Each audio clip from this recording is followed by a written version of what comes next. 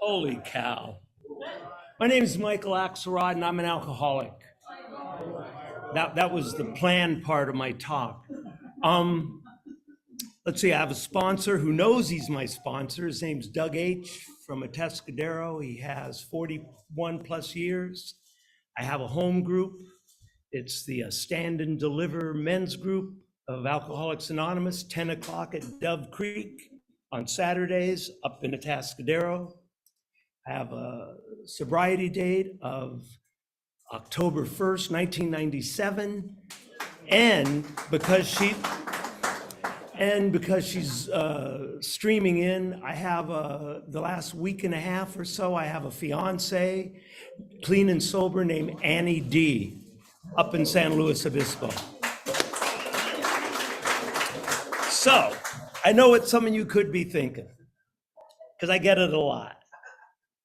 This guy's too damn good looking to be an alcoholic or an addict, right? So anyway, I'm gonna just give us, hey, Stephen, good job. Here's just a little snippet about how I drank. And I got so many snippets.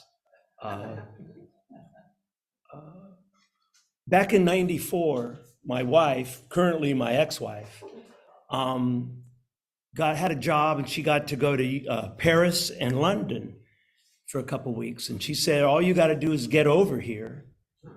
And then, the company's paying for everything, the food and the hotel and everything. So I had never done anything like that. So I packed up my little stuff, getting ready to go take a plane to Paris. And Paris, anybody? It was cool. And so our brother-in-law comes over because he was, Italian. He had traveled a lot, and his job was to make sure I got on the right plane and got, where I was supposed to go. So he comes in as I'm packing my little carry-on, and I had a pint of Corbel brandy, and because I thought that was kind of continental to drink on my way to Paris. And so I'm putting that in my little carry-on, and he goes, "What's that?" I go, "That's my bottle of brandy." And he says, "Well, Michael, on international flights, they give you all you want to drink." And I said, "Well, sometimes I need more than all I want." You know what I mean? And that was basically it for everything. So that's the alcohol part of my, what it was like. Also, I had a fascination with narcotic analgesics. And most people don't laugh at that. They go. Anyway, when I was 15 years old, I lived down in Hermosa Beach, and I was coming back from the beach. All I was wearing was swim trunks, and some guys in a El Camino stopped for us. My buddies got in. I went to pull myself in, and the guy took off really fast, like they used to do back in the early mid-'60s when gas was like 25 cents a gallon. You just burned out every time. And so I fell out the car, and I'm trying to climb back in. I didn't have shoes or pants on or anything. So when I finally got back in the back of the El Camino, I was like hamburger from the waist down. So the doctor gives me these little pills. They had 3s on them. Years later, I found out you could get them that had 4s on them, which, So I was 15, and I took a couple of my pain pills as directed. It kept me awake. Opiates kept me awake, worked as a stimulant. And I stayed up all night, and I'd read a whole James Bond book. I had this warm glow, and I didn't hurt. And it was so intriguing to me. I did it from 15 years old till I finally took my last pills outside of a hospital. October 1st, 1997, so however many years that is. And also, I hung out a lot. My dad was a pretty noted composer. You can look him up. You'll be blown away by all the people that have sampled his music. And so I hung out with a lot of jazz musicians, rhythm and blues singers, and beatnik poets. And I'm not going to say anything about jazz musicians and rhythm and blues singers and beatnik poets as a group, but this particular group of those artists did a lot of dope and drank a lot. And so one day, this was a turning point. I wouldn't be here right now if this hadn't happened way back in like 68. I come home from school with my little books under my arm, Cal State Northridge, and the very noted Grammy Award-winning rhythm and blues singer, that means he was African American, was in my bedroom with my father, and they had my stepmother's had a mirror and a butter knife, and then they had this pile. It looked like the Matterhorn at Disneyland, but just a little bit smaller. And so Lou, the singer, says to my father, would Michael, this is the butter knife, would Michael like some? My father said the words that changed my life. He said, he's a big boy, he can do whatever the hell he wants. So I got involved in that, and I was able to get off that 25 years later. And so that's that. And you know what, but you want to hear more about it, you know, you can follow me home. I'll talk about it all night long. But so what happens is I'm hanging with all these people that I've been hearing on TV and going to clubs and listening to them play and hanging out in Capitol Records. And I write some albums with my father. I'm published a songwriter at 19. And life is really working out for Michael Axelrod. And the thing is, I wasn't around to see how hard these other artists were working, you know, to learn their craft and learning the scales and my father studying composition and harmony and all this. I didn't see any of that. I just saw what looked like the payoff, you know, the dope and the dancing girls and stuff. And so I bagged the working part and just jumped right into the celebration of it all until next thing I knew, I was 40-something years old. I was working the same kind of jobs. I was no longer partying with people I heard on the radio. And I was just by myself in a little room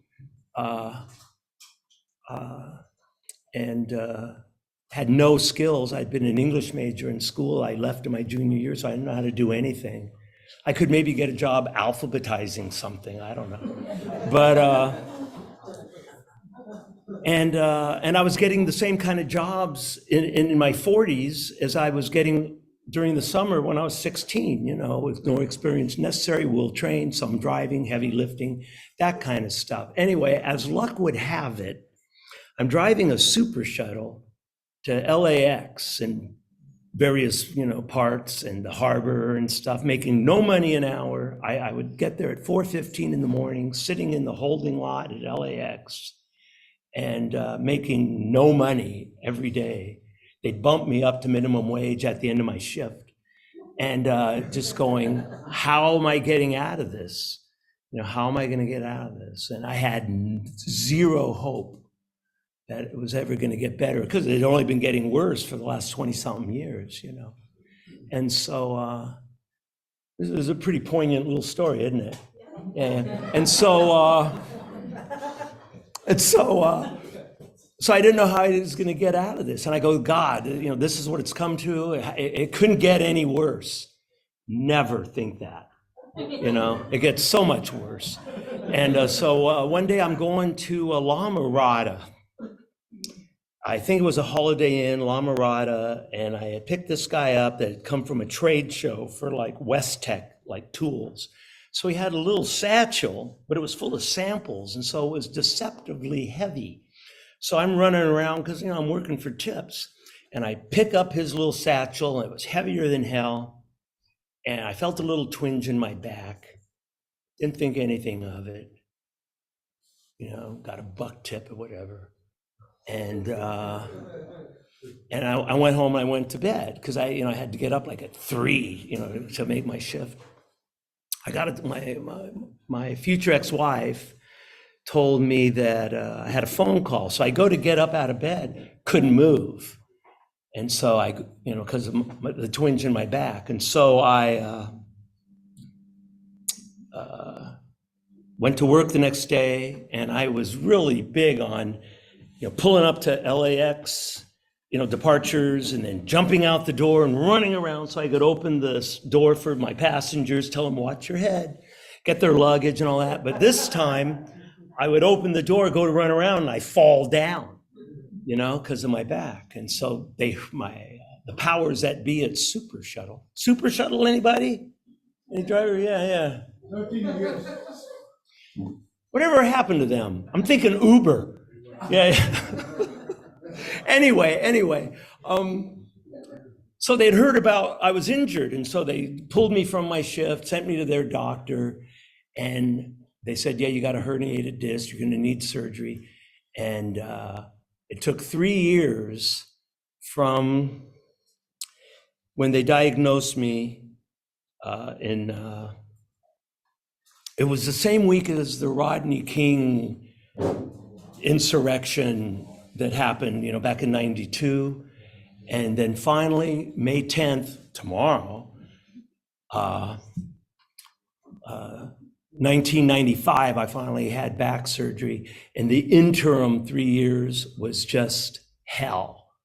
The only seemingly good thing about it is I used to have to, I had this addiction to, codeine number 4s.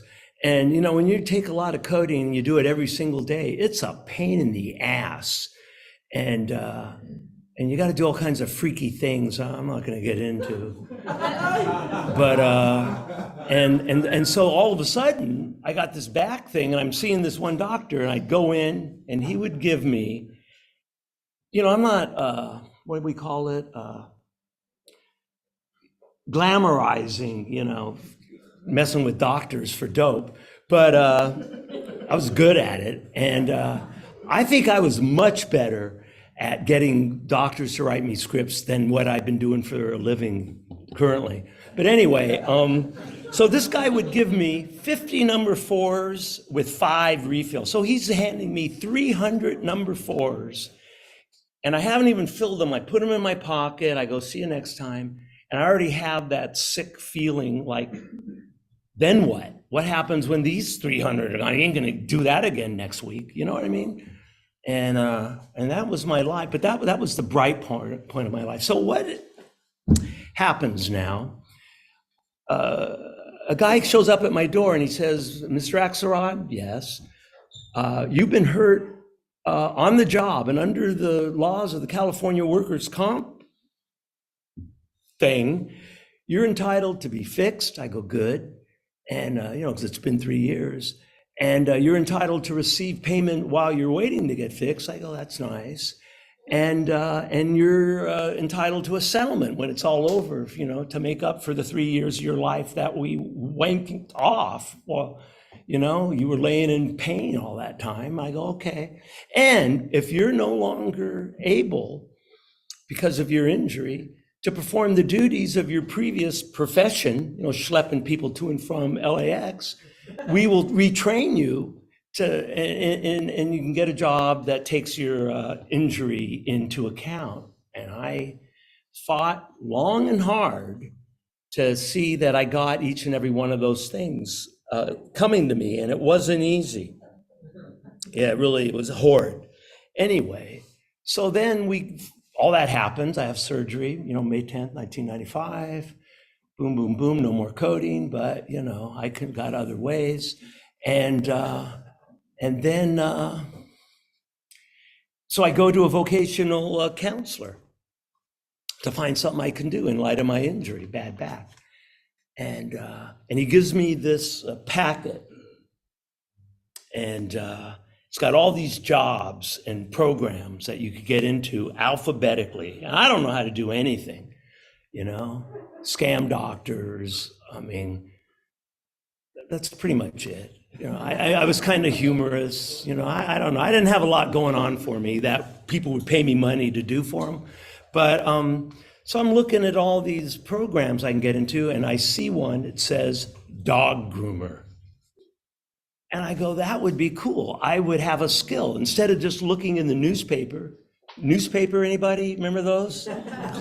Instead of just looking at no experience necessary, will train, some heavy lifting driving, I could go right to the D's under dog groomer. And then when I show up and they say, hey, do you have any experience or education? I go, yeah, I'm a certified dog groomer. And they go, so I was pretty excited about that. And the counselor says, well, Mr. Axelrod, you got a bad back, you can't, schlep luggage, and you won't be able to pick up dogs and put them on the table and, groom them.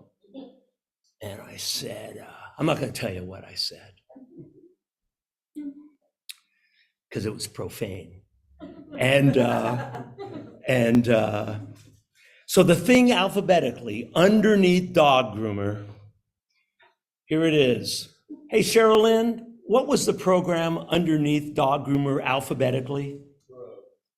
Drug and alcohol counselor. Who said that? Yeah, drug and alcohol counselor. I says, what about this? I was kind of being sarcastic. I go, is there no heavy lifting there, right? And he said, I don't think so. So he says, do you know anything about recovery? I go, no. You in recovery? No. You ever known anybody that's ever been in recovery? The only people I ever knew that quit drinking and using is because they were dead. All right? So and I go, no, I don't know anything about any of it. I don't know what it even means. I didn't even know this was a thing that people made money from. And he said, sounds good. And so I got in this program in Long Beach. It was an amazing program run by a guy who was like a savant. He was like Rain Man. He didn't know what 2 times 6 was, but he just knew how to counsel and work people and get into their shit. It was amazing. And so I go, well, this might not be my, and here's the thing, I've been out of school for 24 years. Boy, the time goes fast. So I've been out of school for 24 years. So I approached this like it might not be my last chance at doing something. I'm 47, but I damn well better treat it as if it is going to be my last chance. And so I was like shot out of a can. I'd go to school, study my butt off. I won all the awards, valedictorian, and most likely to succeed, and best effort and clinical, and perfect attendance, and all that. And I completed the program, and then I'm looking for a job. And as a sidelight, one of the first days of school, the teacher says, who here thinks they can still drink and use? Or who here is still drinking? And I raised my hand. And was I the only one still drinking and using? No, I'm just the only one that raised his hand, right? So I got a lot of grief. I got a lot of grief from that.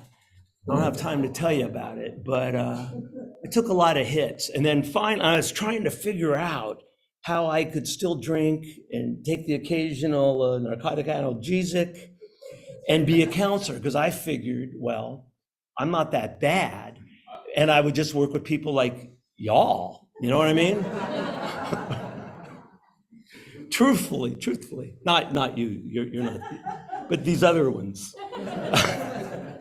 So excuse me. So finally, I made a decision I was going to commit to not drinking. I was getting a lot of flack from my teachers, from my students. They were all in recovery, at least they said they were.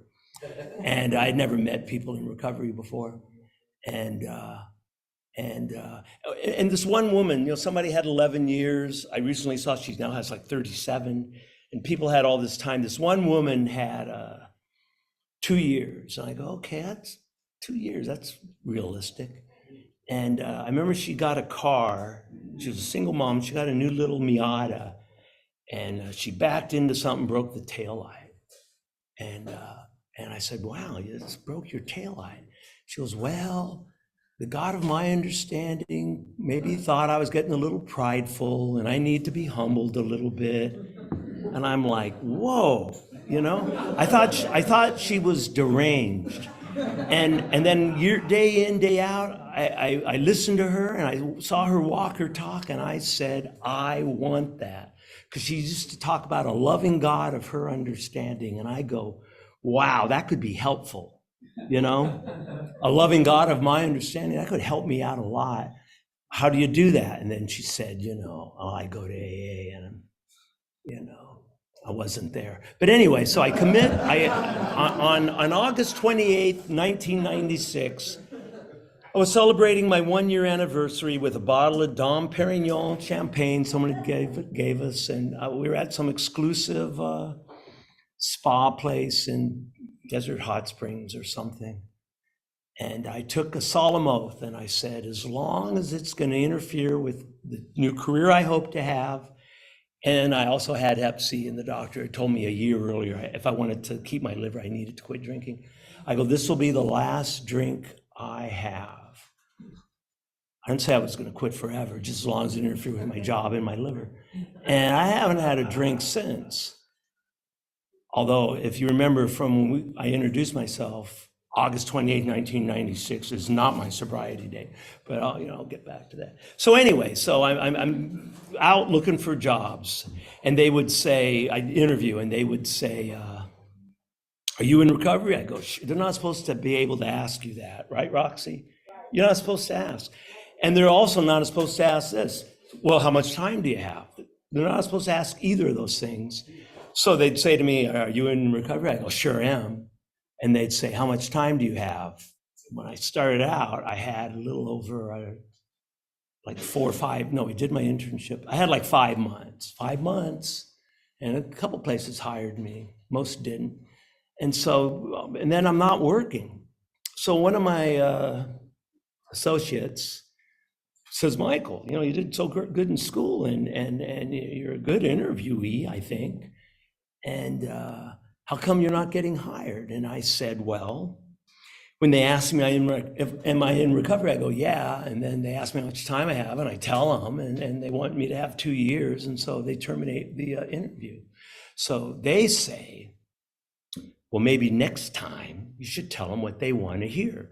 So as luck would have it, the next person I interview with is one, Fred Brown. And I walk into Fred's office on 14th Street, and he's sitting in like, any of y'all know Fred or knew Fred Brown? Well, he didn't put on airs. So I walk in my nice pinstripe suit and my polished shoes, and he's in shorts and a t-shirt and like flip-flops. And he sees me in my suit standing in front of him, and he goes, you have somewhere you need to go after this? And I said, no, this is like my interview garb. And so he says, are you in recovery? I go, sure am. I had 9 months. I go, sure am. And I've been waiting 26 years. I've told this and I've gotten honest about it in other places. I've been waiting 26 years to share some of the things with you guys at Fred Brown Recovery Services, and I go, he goes, how much time do you have? And I had 9 months. So I said, I got 9 months and a year. Just like that, I more than doubled my time. You see that? And he said, cool. Tell me your sobriety date, and I'm going to have Al put it on a star. So I had to come. My sobriety date was August 28th, 1996. So I did some little math, and I went with July 5th because I figured, July 4th, I could remember the next day. 95. So he puts that on a star, and if you've ever been in the garage on 14th Street. There's a window, and all the staff, and they had like 30 years, 20-something years, a lot of time. And there I am with my 21 months with my fake date on it. And I do group in that room and I'm with my back to that star. And so for a couple years, I'm talking to my group about, rigorous honesty and, and I'm not a hypocrite. I mean, I was really, really, really bothered by it, but I'm not working any kind of program. And so, I didn't know about rigorous honesty. I just know it really felt uncomfortable. And every once in a while, somebody would go, congratulations, Counselor Michael. And I'd say, for what? Well, you have 3 years today. I go, oh, yeah. Well, let's get back to you, And it was horrible. So then one day, and then the other thing, I'd never done a step, didn't know anything about the steps. I knew about counseling, but, and yet I'm in a 12-step based social model treatment facility. When part of my job is to hear other people do the treatment steps and give them, critique them on it. I don't know anything. So the first step I ever heard was a third step. And I'm supposed to give feedback. So I let the group, the people that had done that step, go first. And I'd hear this one person, I think her name was, I don't think I'm blowing her anonymity because there's gotta be a lot of LaShondas in the world. And LaShonda was sharp. And so she gives this guy some feedback. And I said, that's it. She's got it. And then some other people said some stuff and somebody else, a guy, said something. So now what I do when it gets to me, I says, well, as LaShonda was saying, and I paraphrase her, and validate the heck out of this guy. But as Bill said, and you need to maybe work a little more on this particular aspect of your step. And meanwhile, I take the steps home with me and I go over them like a son of a gun, going, why are these things on here and what is important about them, and I really study them. So after a while, I get the steps, not doing them, but I get them. And then a couple things happen. Here's one of them. One day, my group, someone in my group, and I know her name, I'm just not going to say it out loud, but she's sitting right to my right. She was a 4th grade school teacher. And she goes, and my group's staying sober. My very first group, like half of them got like 5 years while I was still at Fred's. And there's a few people now, a lot of people now actually have like over 20 years that were in those groups. But anyway, this one woman goes, tell us, counselor, you're telling us, upon discharge to do 90 meetings in 90 days and work the steps with a 12-step sponsor and all this. But we never hear you talk about your program. Do you do what you tell us to do? And what I thought was, motherfuck. I apologize. That's the first time I've sworn. But what I said was, hey, I have this understanding with God. He wants me to do this work. I'm doing God's work. And he's cool, I'm cool. And don't do what I suggest, you do it my way. And she says, and when I said no, here's what I heard from the group. If it was only 1 or 2 people, it wouldn't have sounded so bad, but it was like 9 people. A couple of those people may be in this room currently. I can't confirm or deny it. But 9 people, and they all went like this at the same time. So it sounded like, it was bad. And so anyway, she says, well, counselor, I think I'm going to do what you tell us to do versus what you actually do, which is, nothing. And I was kind of offended, because I did pray, oh God, please let me stay sober. I still do, God, please, but I wasn't doing any other footwork.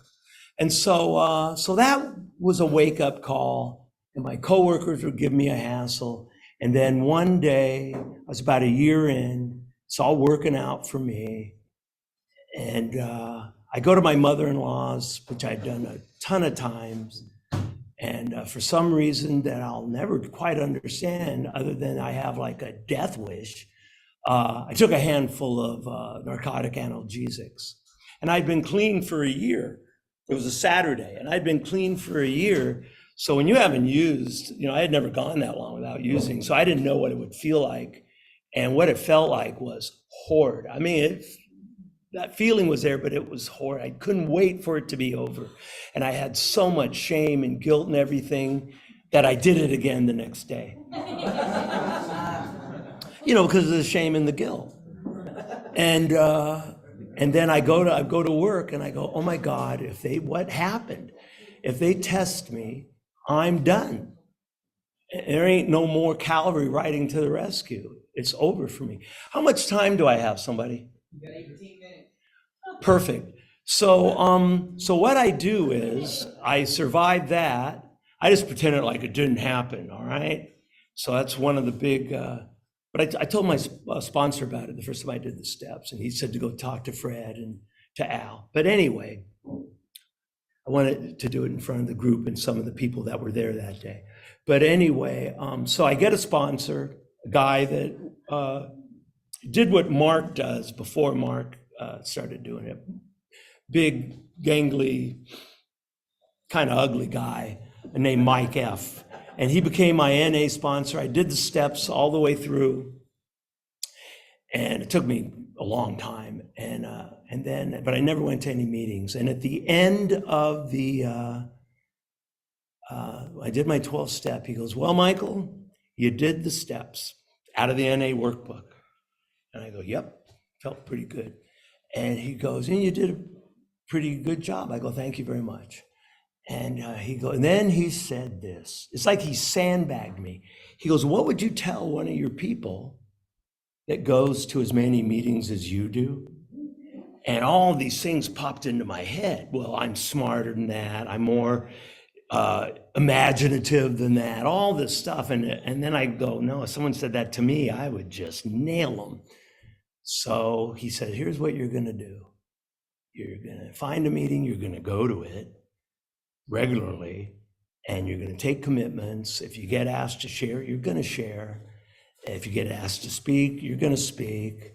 If you get asked to sponsor somebody, you're gonna do that. And he might have been a few other things, And I said, I can't believe I did this, but I said, no. And he said, what do you mean no? Only he didn't say it as nice as that. And he says, this isn't Burger King. You can have it your way. And so I started going to a meeting on the beach, 10-step meeting in Hermosa on 22nd Street, 10 o'clock on Sundays. And I went every Sunday, had all the commitments, kind of loved it, sitting in my beach chair with my shades on, pretending like I was into the meeting, looking at the women. And I go, I'm in AA now. It's good. I got a sponsor. I work the steps. I'm in AA. I'll shut up my clients. I'll shut up my coworkers. I'm doing the deal. But I neglected to really understand the idea of the second half of the 12th step, and practice these principles in all our affairs part of it. And so turns out adultery is not one of the spiritual principles of AA or NA, I would bet you. And so boom, boom, boom. Next thing you know, I'm divorced, lose my condo in Redondo, and a couple other consequences. And everything got like unpleasant for Michael Axelrod right out of the blue. And I go, well, Michael, what are you going to do here? Well, that's pretty easy. It's an easy fix. Kill yourself. Okay. Well, obviously, I didn't jump at that. I go, what else could you do? Because by then I had 7.5 years. And I go, well, I will get loaded. Because when I was getting loaded, I never had any money to get loaded because I was getting loaded. Now I don't get loaded, so I could get loaded because I got the money. And so, and I go, yeah, you could do that too. What else could you do? And I thought about, I could do this program, 12-step recovery, like I'd heard other people do, like my life depended on it, because it absolutely did. And the only reason I picked the third one, because if it didn't work, I could still do one of the first two things, right? So I swung, I was moving into my apartment in Long Beach. I moved to Long Beach because they got a lot of recovery there. Every corner, every hour, there's meetings going on. And I went to the Harbor Central office. I got a directory, and I started going. Instead of one meeting a week, I went to 2 daily, sometimes 3. One Saturday, I went to 5.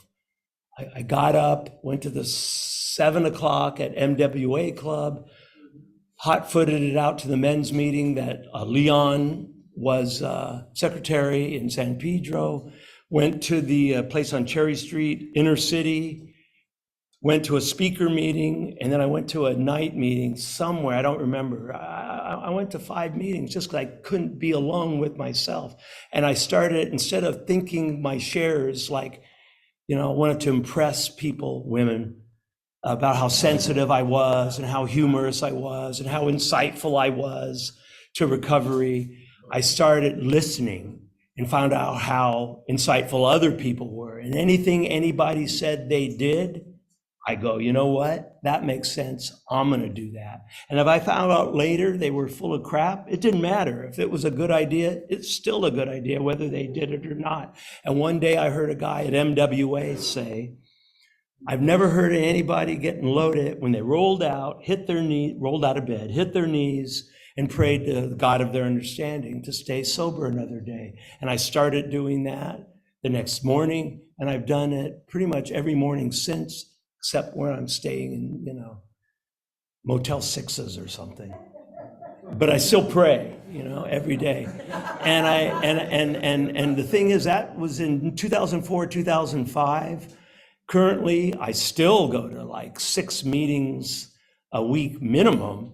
Now that my fiance is in recovery, I find myself going to a 7th more often than not. And so here's what I want to say. This is what this is all about. One, I wanted to clear the air, make amends. Because when I did the steps for the first time, and I told my sponsor that, I'd lied at my interview. And then when I got to the 9th step, and I went to Fred, and I said, Fred, I lied about my recovery time to get hired because I really wanted to work with you. He said, well, Michael, I would have hired you anyway. And I said, probably, Fred, I just couldn't risk it. And so anyway, but I wanted to tell you guys, especially people that were here back then. So here's the thing. Everything that's important in my life, I believe, just like everything that's important in your life, whether you know it or not, is because of my recovery. Everything. I'm still working as a counselor, going on, I'm in my 27th year. I work for the County of San Luis Obispo. I can't believe they give me money to just do what I've always done, hang out and talk with drug addicts. And I can't believe it, after all this time. Everything important to me is because of my recovery. And my recovery, I only have the recovery I have, and I only have the skills I have gained to do the job that I do, is because of what I learned at Fred Brown Recovery Services. And I cannot tell you how much I love Fred Brown, how much I love Al All, Mike Fowler, Mark, Roxy, Sherilyn, Leon, Junie, and you guys. The only thing I love more than recovering addicts and alcoholics are people trying to become recovering addicts and alcoholics, because you're doing the same thing I'm trying to do every day. And I can't do it alone. That's why I pray to the most powerful entity in all of creation, whatever's beyond, to keep me cool one more day, because that's what I need. I don't need the second most powerful thing in all of creation. I need the most powerful thing, because I'm messed up. And if you want to hear more about it, I'm on the phone list.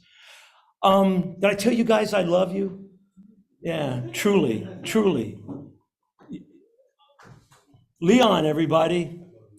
And like I was telling Roxy and Leon right before this started, the greatest thing that ever happened to me is when I admitted to my innermost self what I am and what I need to do about it. And tonight, yeah, thank you so much for putting up with me.